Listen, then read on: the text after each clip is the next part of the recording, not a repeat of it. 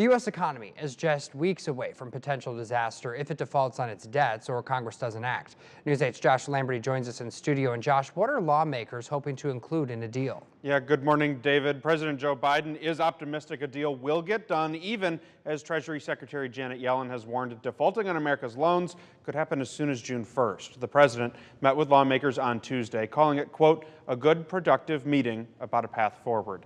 Republicans, though, are not as optimistic. If lawmakers do not reach a deal, Social Security payments would stop, troops could go unpaid, and by one projection, nearly 8 million people could lose their job. For perspective, that's nearly 3 times the amount of people living in the state of Iowa, or about 3/4 of the population of the state of Illinois.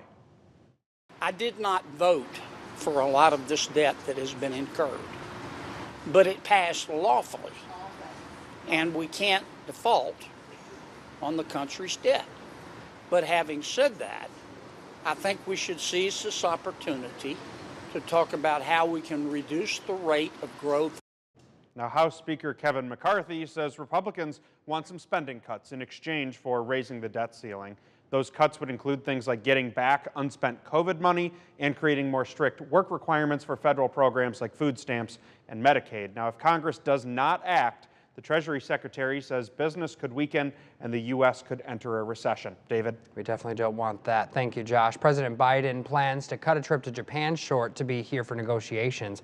The president has directed his staff to keep working on sticking points with lawmakers until he returns, and that's happening Sunday.